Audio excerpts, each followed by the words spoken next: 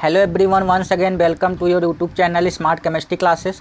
आज हम लोग क्लास 10th केमिस्ट्री का सेकेंड यूनिट जो चल रहा है हम लोग का लेक्चर नंबर इसका दूसरा देखने वाले हैं। यहाँ पे देखिए राइट है लेक्चर नंबर 1, इसको लेक्चर नंबर 2 कर लीजिए। यहाँ पर हम लोग लेक्चर नंबर 2 देखेंगे और जो ये लेक्चर नंबर 2 है, इस लेक्चर नंबर 2 में बहुत ही मोस्ट इम्पॉर्टेंट चीज़ों के बारे में हम लोग डिस्कस करने वाले हैं। और ये जो मोस्ट इम्पॉर्टेंट चीज़ें हैं ये हैं प्रॉपर्टी ऑफ एसिड।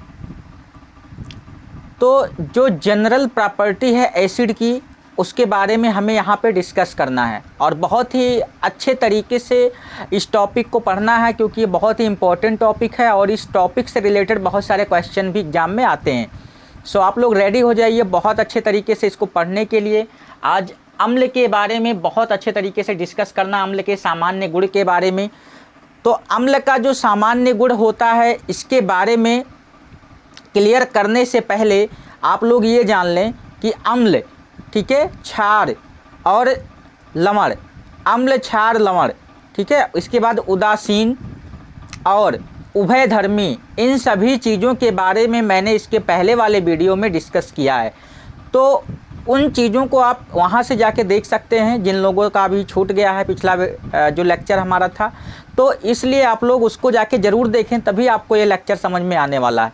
अगर आपका पिछला लेक्चर आप नहीं देखे हैं तो आपको यहाँ से कुछ समझ में नहीं आएगा, क्योंकि आपको पता ही नहीं है एसिड क्या है। सबसे पहले आपको जानकारी लेना है एसिड क्या है। तो इसके पहले वाला वीडियो देखिए, उसमें आपको यहाँ डिस्कस किया गया है एसिड के बारे में। सो आज यहाँ पर हम लोग डिस्कस करेंगे अम्ल के सामान्य गुण के बारे में। तो जो अम्ल होता है, अम्ल को हम उर्दू शब्द में तेजाब भी बोलते हैं। मीन्स अगर इसे उर्दू भाषा में देखें तो अम्ल को तेजाब कहते हैं। तेजाब का नाम सब लोग जानते हैं, जो बैटरी वगैरह में पड़ता है। तो आज उसका जो सामान्य गुणधर्म है उसके बारे में हम लोग अध्ययन करेंगे। तो देखिए यहाँ पे सबसे पहले लिखा हुआ है, ये स्वाद में खट्टे होते हैं।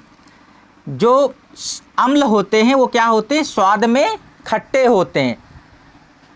स्वाद में खट्टे तो होते हैं, तो बहुत सारे स्वाद में जो खट्टे होते हैं उनको चखा भी जाता है। जैसे लेमन, नींबू को लोग क्या करते हैं? चख लेते हैं, जीभ पे लगाते हैं, कहते हैं मज़ा आ गया, ठीक है। तो लेकिन अगर सभी अम्ल को चखा नहीं जा सकता है, सभी अम्ल को चखेंगे तो उसमें कुछ अम्ल क्या होते हैं? संक्षारक भी होते हैं, जो क्या करते हैं? त्वचा को जला देते हैं। सभी अम्लों को हम नहीं चख सकते हैं। कुछ अम्ल को चखा जा सकता है और सभी अम्लों को नहीं चखा जा सकता, क्योंकि अम्ल में संक्षारक का भी गुण होता है, जिसके कारण ये बहुत सारे ऐसे अम्ल होते हैं जो त्वचा को भी जला देते हैं। और जब त्वचा जल जाएगा तो क्या होगा? बहुत सारी चीज़ें दिक्कत होने लगेंगी, क्योंकि आपका अगर जीभ का त्वचा जल गया तो खाने में दिक्कत होगी, चेहरे पे पड़ गया तो चेहरे का त्वचा जल जाएगा, तो दिखने में अच्छे नहीं लगेंगे, हैंडसम नहीं लगेंगे। तो बहुत सारी प्रॉब्लम आने वाली है इसकी वजह से। सो आप लोगों को जो तेजाब है, ठीक है, मीन्स जो अम्ल है, अम्ल स्वाद में खट्टा होता है, अम्ल को चखा भी जाता है, लेकिन सभी अम्ल को नहीं चखा जाता। ये आपको जानकारी रखना है। तो यहाँ पे देखिए दूसरा पॉइंट है, लगभग सभी अम्ल जल में विलीय होते हैं। सभी अम्ल क्या होते हैं? जल में विलीय होते हैं। अम्ल कोई भी हो, XYZ, तो वो सभी अम्ल क्या होंगे? जल के साथ विलीय हो जाएंगे। इसके बाद है प्रबल अम्ल प्रबल संक्षारक होते हैं। प्रबल अम्ल मीन्स जिनकी प्रबलता अधिक होगी, जिस अम्ल की प्रबलता अधिक होगी वह अम्ल अधिक प्रबल मतलब संक्षारक होगा, और जिसकी प्रबलता थोड़ी कम होगी वो कम संक्षारक होगा। तो अम्ल जो होते हैं, जो अधिक प्रबलता वाले अम्ल होते हैं, वो क्या करते हैं? वो त्वचा को जला देते हैं, लकड़ी को जला देते हैं, कपड़े को जला देते हैं, प्लास्टिक को जला देते हैं। तो जो अधिक मीन्स जो प्रबल अम्ल वाले, जो प्रबल संक्षारक होते हैं, तो प्रबल अम्ल के बारे में आप जानिए अच्छे से कि प्रबल अम्ल अगर आपके शरीर पे कहीं पड़ जाता तो वहाँ का जो चमड़ी है ना, ऐसे वो क्या करेगा? निकोल देगा। मीन्स जिसे कहते हैं खलरा निकोल देना। तो क्या करेगा? एक परत लेके वो उड़ा देगा। तो आपको ध्यान ये देना है कि जो प्रबल अम्ल हैं उनको बहुत सावधानी पूर्वक यूज करना है। अगर सावधानी पूर्वक यूज नहीं करेंगे तो क्या होगा? आपका जो चेहरा है वो बर्बाद हो सकता है, आपका हैंड बर्बाद हो सकता है, आपके बॉडी पार्ट में कहीं भी अगर पड़ गया तो वो बर्बाद हो सकता है, आपके कपड़े बर्बाद हो सकते हैं, आपका बहुत सारा ऐसा प्रोडक्ट जिसके ऊपर पड़ने से वो क्या होगा, संक्षारित हो जाएगा, तो वो भी खराब हो जाएगा। तो इसलिए जो प्रबल अम्ल हैं उनसे बच के रहना है। प्रबल अम्ल को बहुत ही सावधानी पूर्वक यूज करना चाहिए। जैसे आप प्रयोगशाला में कर सकते हैं, प्रयोगशाला में कभी अगर आप प्रबल अम्ल को यूज कर रहे हैं तो वहाँ पे आपको बहुत ही सावधानी पूर्वक करना चाहिए, ग्लव्स लगा के रखना चाहिए, ठीक है, थोड़ा सा उसको सावधानी पूर्वक टेस्ट ट्यूब में डालना चाहिए। ये सारी चीज़ें आपको सावधानी पूर्वक रखना है। तो इन सारी चीज़ों को आपको जानना इसलिए है क्योंकि आप आने वाले समय में बहुत सारे लैब टेस्टिंग करेंगे, ठीक है। जब आप हायर क्लास में और जाएंगे तो आपको लैब टेस्टिंग भी करना है। तो ये सारी चीज़ें जानना इसलिए आपको बहुत ज़रूरी है। तो अपने चेहरे वगैरह को बचा के रखिए, इससे बच के रहिए, ठीक है। तो ये जो प्रबल अम्ल हैं प्रबल संक्षारक हैं, इसलिए इससे आप भी बच के रहिए क्योंकि आपका जो शरीर है ये बहुत ही स्मार्ट है और इसको बचा के रखना है। नहीं तो अगर प्रबल अम्ल पड़ जाएगा तो इसकी कहानी समाप्त हो जाएगी। सो आप यहाँ पे देखिए, नेक्स्ट जो है ये नीले लिटमस पेपर को लाल, मीन्स इनका जो गुण होता है ये नीले लिटमस पेपर को क्या कर देते हैं, लाल कर देते हैं। और मेथिल ऑरेंज विलयन को गुलाबी रंग कर देते हैं। अगर इन्हें मेथिल ऑरेंज विलयन में डाल दिया जाए तो क्या कर देते हैं, उस विलयन को गुलाबी कर देते हैं, मीन्स उस विलयन का कलर चेंज कर देते हैं। मेथिल ऑरेंज से वो जो विलयन होता है मेथिल ऑरेंज वो क्या हो जाता है, गुलाबी हो जाता है। तो ये क्या करते हैं, नीले लिटमस को लाल कर देते हैं तथा मेथिल ऑरेंज विलयन को गुलाबी कर देते हैं। ये धातुओं के साथ क्रिया कर H2 गैस देते हैं। जितने भी एसिड होते हैं, मीन्स वो कोई भी अम्ल है, तो अगर धातु से क्रिया करेगा तो वो क्या कर देता है, H2 गैस देता है। मीन्स इनका जो मेन वर्क होता है, अगर ये किसी धातु के साथ रिएक्टिव हो जाते हैं या किसी धातु के साथ क्रिया कर लेते हैं तो ये क्या देते हैं, H2 गैस देते हैं। तो जो H2 गैस होता है ये कहाँ से हमें मिलता है, इनकी धातुओं के साथ क्रिया करने से।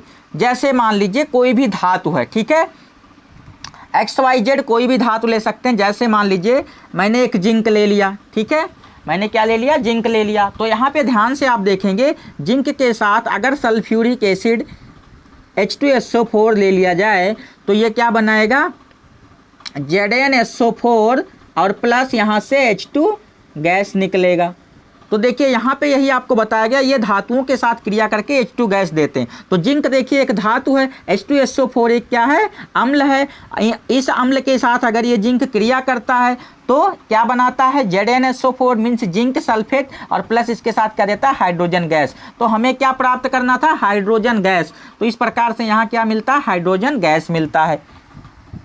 तो अब इसका आप स्क्रीनशॉट ले लीजिए, आपको समझ में आ गया होगा ये।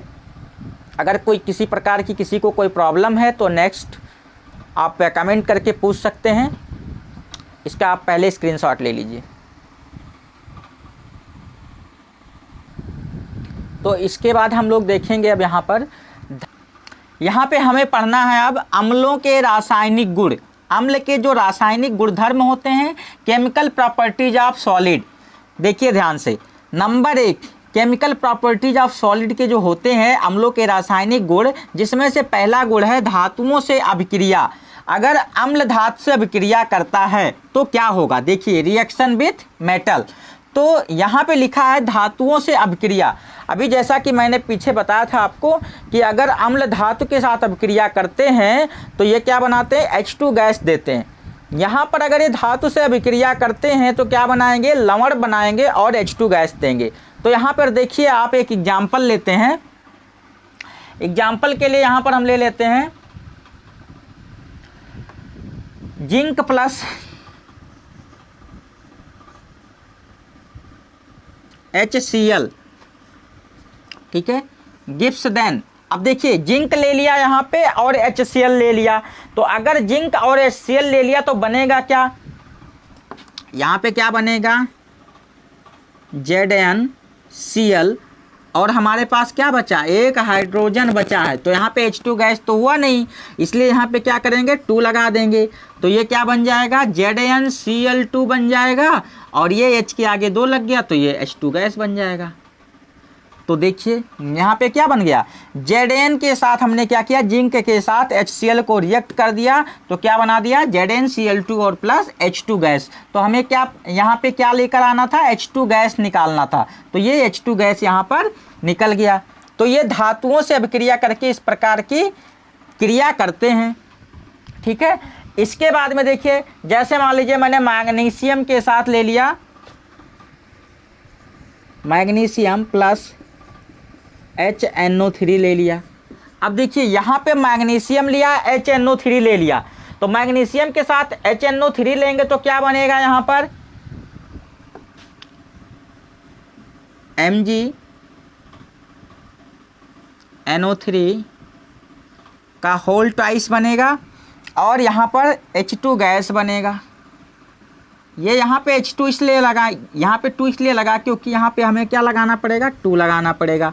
अब यहाँ पर देखिए Mg कितना सिंगल है, यहाँ पे भी Mg सिंगल है, यहाँ हाइड्रोजन 2 है, यहाँ हाइड्रोजन 2 है। यहाँ देखिए N कितने हैं हमारे पास, 3 2 जा 6, तो यहाँ पे भी 3 सॉरी यहाँ पे 2 लगा है तो N केवल 2 होगा, ऑक्सीजन के ऊपर 3 है, तो ऑक्सीजन के ऊपर 3 है तो ऑक्सीजन क्या हो जाएगा, ऑक्सीजन का हो जाएगा 3 2 जा 6, यहाँ पे भी ऑक्सीजन का 3 2 जा 6 और N यहाँ पे भी 2 हो गया। तो ये हमारी अभिक्रिया क्या हो गई, बैलेंस हो गई। हमें क्या निकालना था, H2 गैस निकालना था। तो यहाँ पर देखिए, जब हमने बताया आपको कि धातुओं से अभिक्रिया करके जो मेटल होते हैं वो क्या करते हैं, धातु जो होते हैं उनसे अभिक्रिया करके जो एसिड है वो क्या करता है, H2 गैस निकालता है। तो यहाँ पे देखिए, यहाँ पे धातु क्या है, Zn एक क्या है, धातु है, ये जिंक क्या है, धातु है, HCl क्या है, एक एसिड है, हाइड्रोक्लोरिक एसिड। अब यहाँ पे देखिए ये क्या बना रहा है, ZnCl2 बना रहा है और यहाँ पे H2 गैस निकल रहा। तो हमें क्या निकालना था, H2 गैस निकालना था। इसमें देखिए Mg ले लिया, Mg क्या है, एक धातु है, यहाँ पे 2HNO3 ले लिया। अब देखिए यहाँ MgNO3 का होल टाइस लग गया और यहाँ H2 गैस निकल गया। अब यहाँ देखिए, जैसे यहाँ पे नाइट्रिक एसिड लिया हमने, यहाँ पे क्या फॉर्म कर गया, H2 गैस फॉर्म कर गया। तो ये क्या है, नाइट्रिक एसिड है, ये क्या है, हाइड्रोक्लोरिक एसिड है। तो एसिड को जब भी किसी मेटल के साथ लेंगे या धातु के साथ लेंगे तो क्या बनाएगा, H2 गैस जरूर देगा और यहाँ पे एक लवण बनाएगा। ठीक है, तो ये आप लोग समझ लीजिए अच्छे से, इसका स्क्रीनशॉट ले लीजिए। अगला फिर बताते हैं इसमें।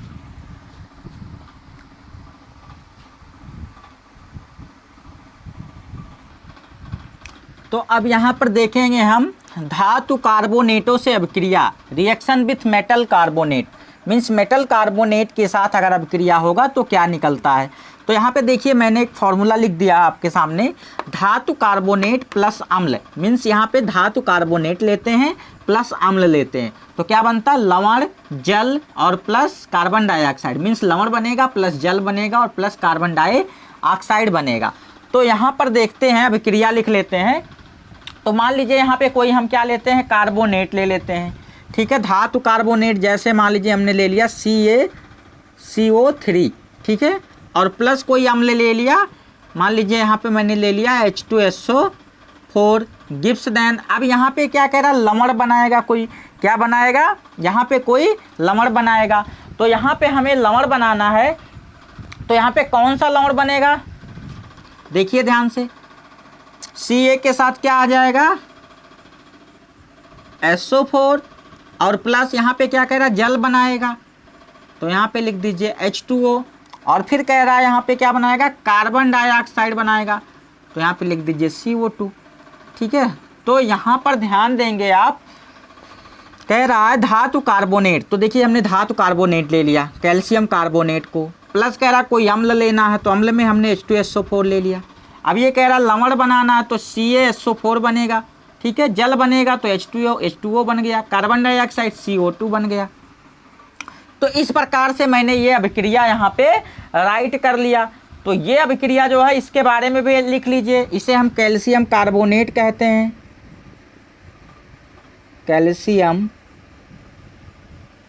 कार्बोनेट, और इसे हम सल्फ्यूरिक अम्ल कहते हैं, सल्फ्यूरिक अम्ल। इसे क्या कहेंगे, कैल्शियम सल्फेट,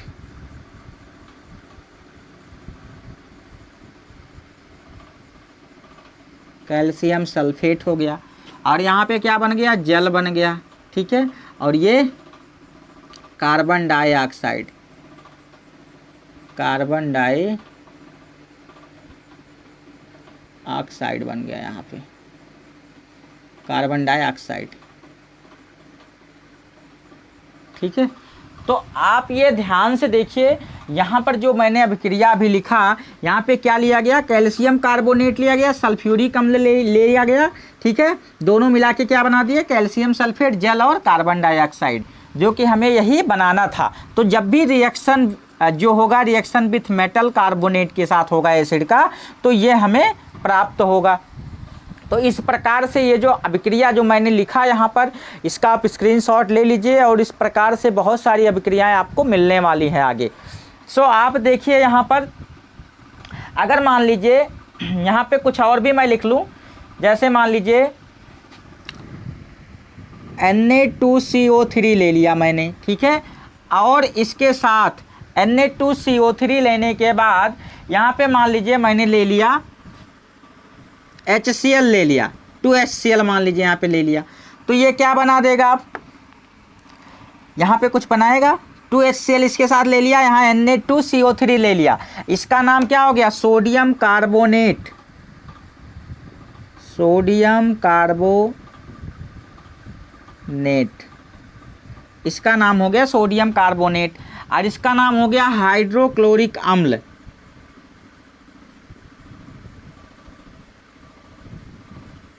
हाइड्रोक्लोरिक अम्ल। अब यहाँ पे बनाना क्या है इसको, यहाँ पे बनाएगा जो वो बनेगा NaCl, क्या बनेगा, NaCl। और यहाँ पे Na2 है तो यहाँ पे भी लगा लेंगे 2NaCl, क्या लिख लेंगे,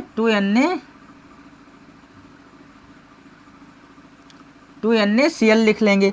तो अब देखिए हमारे पास क्या बचा है, यहाँ पर CO3 बचा हुआ है, ठीक है। लेकिन यहाँ पे हमें करना क्या, अभी यहाँ पे हमें जल निकालना है, ठीक है। तो यहाँ पे जल निकाल लेंगे, H2O और प्लस, अब देखिए ये हो गया आपका सोडियम क्लोराइड, ये क्या हो गया, सोडियम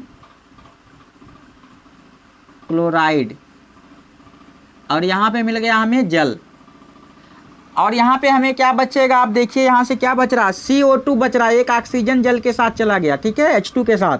तो यहाँ पे बच जाएगा CO2, मीन्स इसका नाम हो गया carbon dioxide,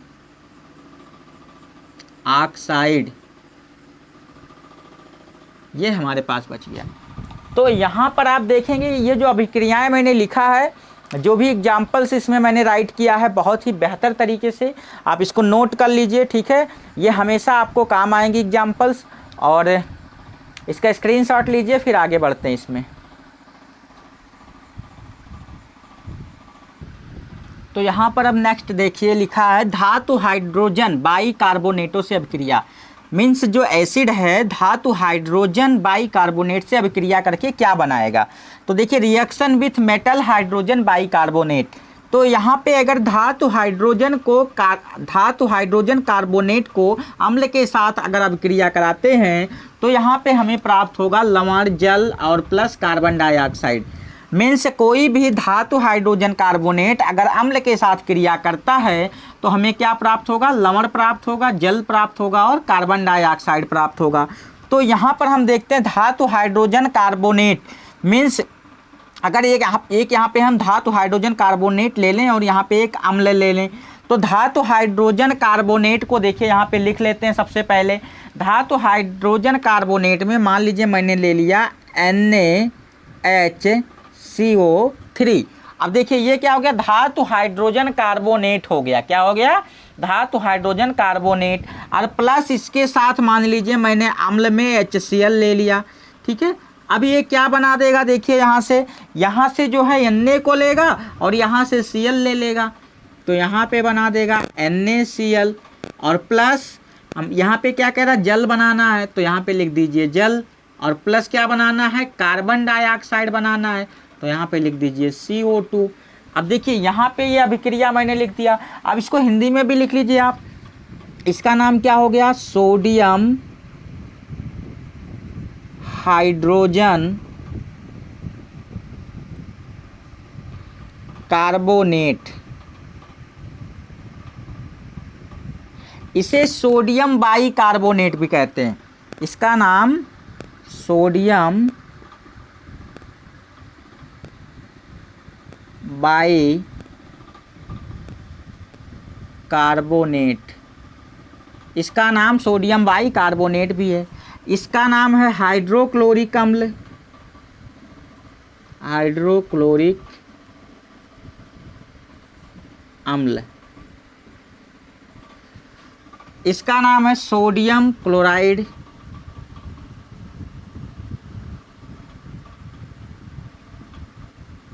sodium chloride.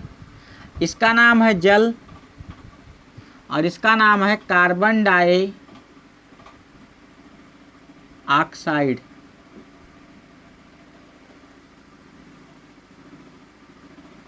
Carbon dioxide. तो यहाँ पर आप देखिए, ये मैंने जो अभिक्रिया यहाँ पे लिखा है, इस अभिक्रिया में क्या किया है, सोडियम हाइड्रोजन कार्बोनेट लिया है, जो कि यहाँ पे लिखा था धातु हाइड्रोजन कार्बोनेट लेना है। तो धातु हाइड्रोजन कार्बोनेट की जगह क्या ले लिया, सोडियम हाइड्रोजन कार्बोनेट या सोडियम बाइकार्बोनेट कह सकते हैं। इसके साथ अम्ल ले लिया HCl, हाइड्रोक्लोरिक अम्ल को ले लिया। तो हाइड्रोक्लोरिक अम्ल लेने के बाद जब इसमें अभिक्रिया हुई तो क्या बना दिया, सोडियम क्लोराइड, और जल बना दिया, और कार्बन डाइऑक्साइड बना दिया।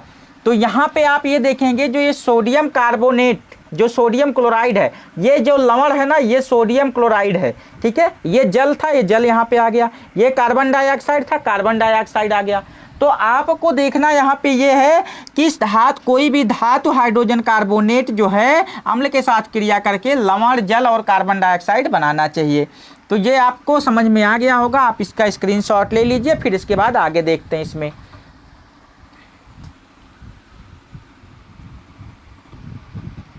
तो यहाँ पे अब देखेंगे, नेक्स्ट हमने जो लिया है धातु ऑक्साइडों से अभिक्रिया। यहाँ पे लिखा है रिएक्शन विथ मेटल ऑक्साइड, ठीक है। यहाँ पे देखिए, धातु ऑक्साइड के साथ अगर अभिक्रिया कराते हैं किसी अम्ल का, तो ये क्या बनाता है। तो धातु ऑक्साइड अगर किसी अम्ल के साथ अभिक्रिया करेगा तो ये बनाएगा, देखिए यहाँ पे लवण बनाएगा और प्लस जल बनाएगा, लवण और जल बनाएगा। तो इस प्रकार की अभिक्रिया को हम किस प्रकार लिखते हैं, यहाँ पर देखते हैं। मान लीजिए कोई धातु ऑक्साइड मैं लेता हूँ यहाँ पे।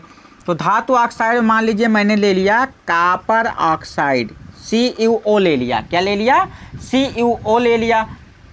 अब देखिए, इसमें अगर हम कोई अम्ल मिलाते हैं, मान लीजिए मैंने यहाँ कोई अम्ल ले लिया 2HCl, हाइड्रोक्लोरिक अम्ल, तो ये गिब्स देन क्या बना देगा, देखिए यहाँ पे CuCl2 बना देगा। क्या बना देगा, CuCl2 बना देगा। और क्या बनाएगा, यहाँ H2 है, ठीक है, और यहाँ पे O है, तो क्या बन जाएगा फिर, प्लस जल निकालना था, यहाँ जल हमारे पास बच गया, H2O हो गया। तो देखिए यहाँ पे हमने क्या लिया, कॉपर ऑक्साइड, ठीक है। क्या ले लिया, कॉपर ऑक्साइड, कॉपर ऑक्साइड ले लिया, ठीक है। यहाँ पे हाइड्रोक्लोरिक अम्ल ले लिया,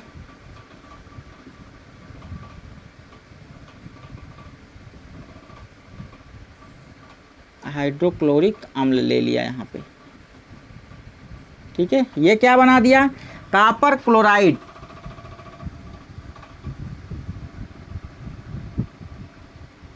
कॉपर क्लोराइड बना दिया, और इसके साथ में बन गया जल। तो कॉपर क्लोराइड के साथ क्या बना दिया, जल बना दिया। अब देखिए यहाँ पर ध्यान दीजिए, एक और एग्जाम्पल लेते हैं साथ में। मान लीजिए यहाँ पे ले लेते हैं CaO लेते हैं, और साथ में इसके लेते हैं 2HCl, ठीक है। ये क्या बना देगा, आप ध्यान से देखिए क्या बनाएगा, ये CaCl2 बनाएगा और प्लस जल बनाएगा, यही बनाएगा, ठीक है। CaCl2 बना देगा और क्या बना देगा, इसके साथ जल बना देगा। तो यहाँ पे नामकरण कर लीजिए, इसका नाम क्या हो जाएगा, कैल्शियम ऑक्साइड, कैल्शियम ऑक्साइड। इसका नाम हो जाएगा हाइड्रोक्लोरिक अम्ल।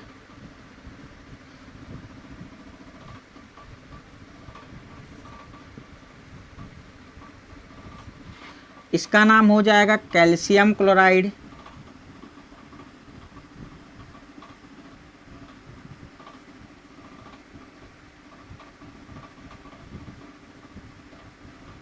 और इसका नाम हो जाएगा जल। तो यहाँ पे देखिए दो अभिक्रियाएं मैंने लिखा आपके सामने, और इन दोनों अभिक्रियाओं में जैसा कि ऊपर मैंने लिखा था धातु ऑक्साइड प्लस अम्ल, और इसके साथ क्या बनेगा, ये लवण और जल बनेगा। तो यहाँ पे देखिए कॉपर ऑक्साइड लिया और हाइड्रोक्लोरिक अम्ल लिया, तो इसके साथ में क्या बना दिया, कॉपर क्लोराइड और जल बना दिया। और यहाँ पे देखिए अगर कैल्शियम ऑक्साइड ले लिया तो ये हाइड्रोक्लोरिक अम्ल के साथ रिएक्ट करके क्या बना दिया, इसको कैल्शियम क्लोराइड और जल बना दिया।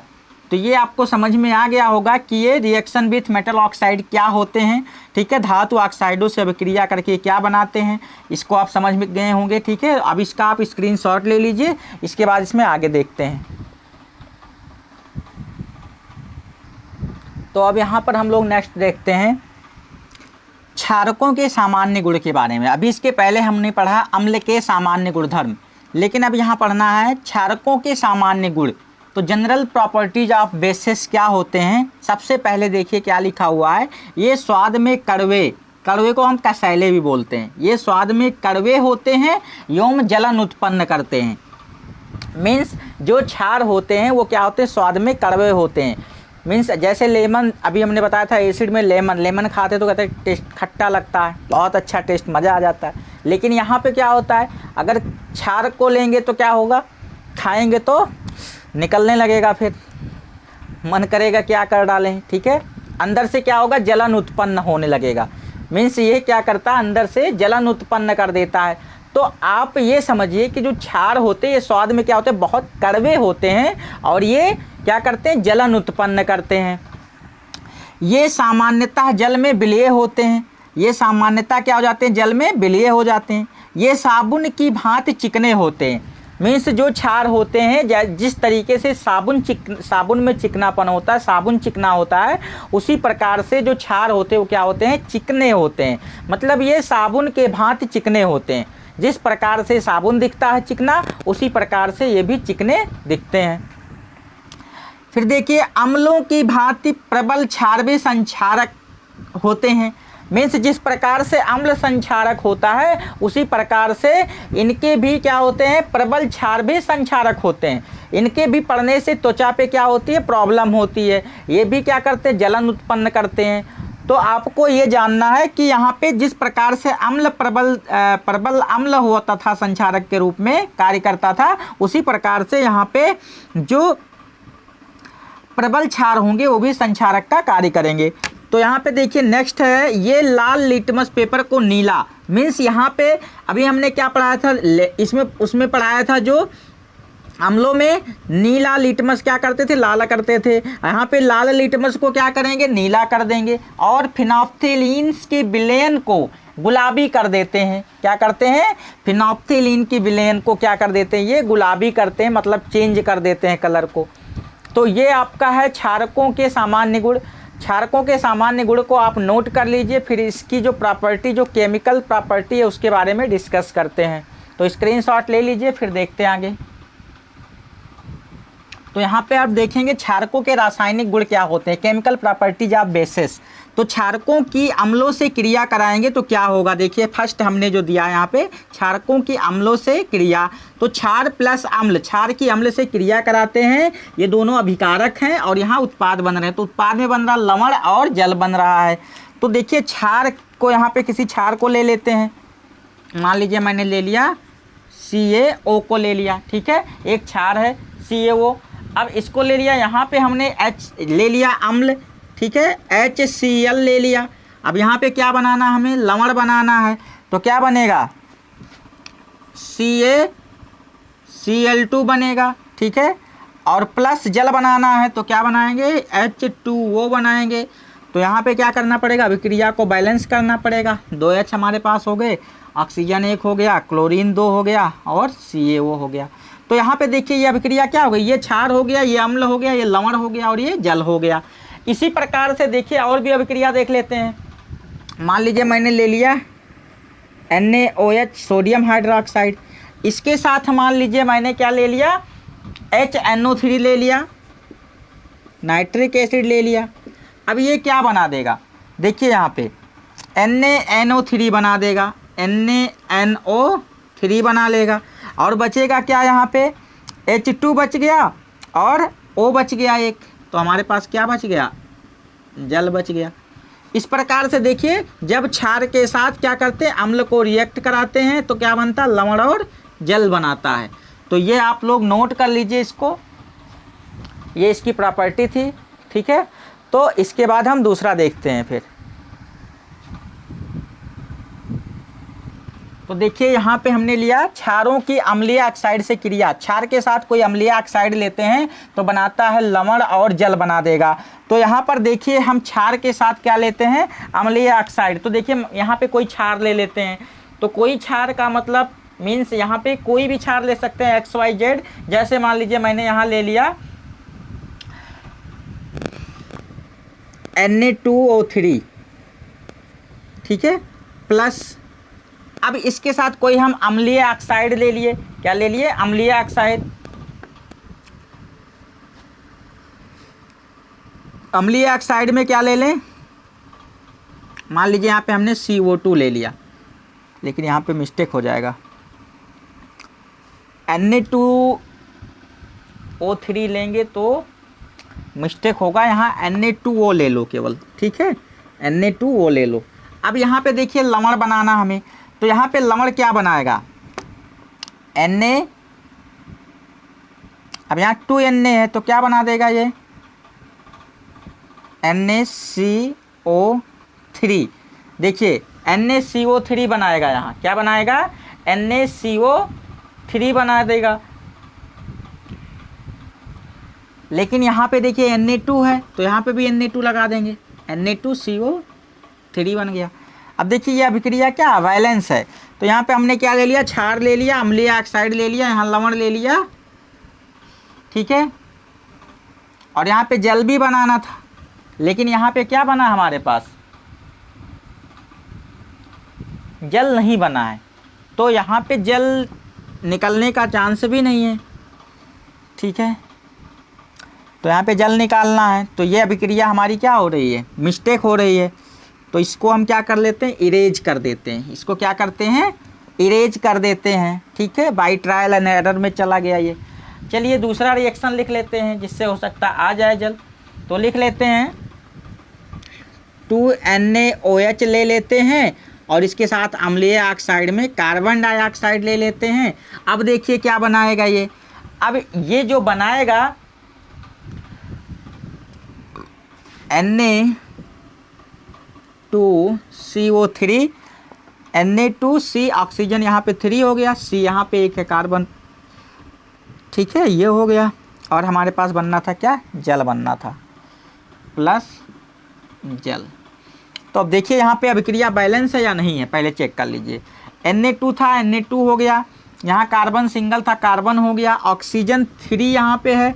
तो यहाँ पे देखिए ऑक्सीजन कितने, यहाँ 2 लगा हुआ, 2 ऑक्सीजन यहाँ है और 2 ऑक्सीजन यहाँ है, 4 ऑक्सीजन हमारे पास, 3 यहाँ मैंने लिख दिया, ठीक है, 3 ऑक्सीजन यहाँ राइट कर दिया। अब हमारे पास बचा था 1 हाइड्रोजन, यहाँ 1 हाइड्रोजन लगा दिया, 1 नहीं आगे 2 लगा, तो ये हाइड्रोजन भी 2 है, तो ये 2 हाइड्रोजन हो गया। ऑक्सीजन हमारे पास 1 बचा हुआ था ऑलरेडी, तो 1 ऑक्सीजन यहाँ पे हमने लगा दिया।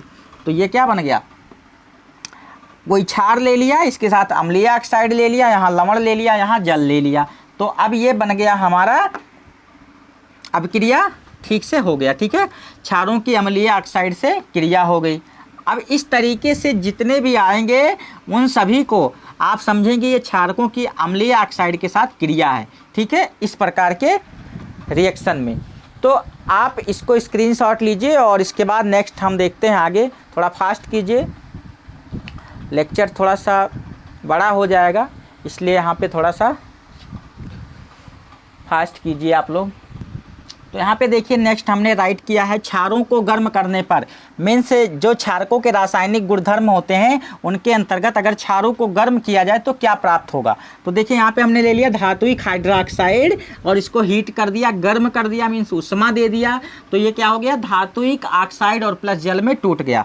तो मान लीजिए यहाँ पे एक एग्जाम्पल के लिए मैं ले लेता हूँ CaOH का होल ट्वाइस, ठीक है, और इसको उष्मा दे देते हैं यहाँ पे, और जब इसको उष्मा दे देंगे यहाँ पे तो ये क्या बनाएगा, ये बना देगा CaO, ठीक है, और प्लस H2O बना देगा। तो ये क्या हो गया कैल्शियम हाइड्रोक्साइड और ये बन गया कैल्शियम ऑक्साइड और प्लस जल बन गया, ठीक है। तो यहाँ पे आप इसका नाम भी लिख सकते हैं कैल्शियम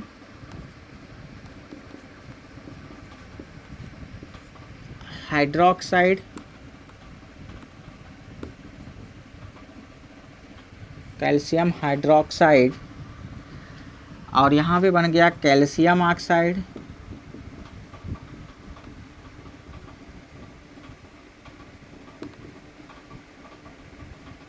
और यहाँ पे बन गया जल। तो ध्यान दीजिए आप लोग, यहाँ पे हमने क्या बना दिया धात्विक हाइड्रोक्साइड को हीट करके धात्विक ऑक्साइड और जल बना दिया। तो क्षारकों को जब हम गर्म करते हैं क्षारों को तो हमें क्या प्राप्त होता है कैल्शियम कार्बोनेट प्लस जल, मीन्स ये कोई क्षारक है कैल्शियम हाइड्रोक्साइड, इसको हमने हीट किया तो क्या प्राप्त हो गया कैल्शियम ऑक्साइड प्लस जल मिल गया। तो इसका आप फास्ट स्क्रीनशॉट लीजिए।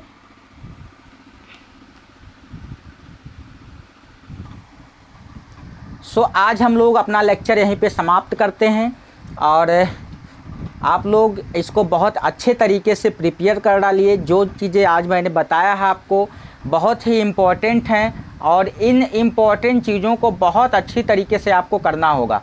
अगर आप इसे अच्छी तरीके से कर लेते हैं तो भविष्य में आपको कभी कोई प्रॉब्लम नहीं होने वाली है इस चैप्टर से रिलेटेड। सो आप लोग इसको बहुत अच्छे तरीके से कीजिए। जहाँ पे आपको समझ में ना आए दोबारा से कमेंट सेक्शन में पूछिए। अगर आपको उससे भी समझ में नहीं आता है तो आप इस वीडियो को रोक कर 2-3 बार 4 बार देखिए, आपको समझ में आ जाएगा। क्योंकि ये जो प्रॉपर्टी है इनकी प्रॉपर्टी को जानना बहुत ही ज़रूरी है। तो इस प्रॉपर्टी को बहुत अच्छी तरीके से यहाँ पे एक्सप्लेन किया गया इस वीडियो के अंतर्गत। तो आप लोगों को ये अगर समझ में अच्छी तरीके से आ गया है तो आप लोग नेक्स्ट जो हमारा लेक्चर होगा उस लेक्चर का वेट कीजिए। उस लेक्चर में इससे भी बेहतर चीज़ें पढ़नी हैं, इससे भी इम्पोर्टेंट चीज़ें जो एग्ज़ाम में आने वाली हैं, रिसेंटली आपका जो एग्ज़ाम होने वाला बोर्ड का।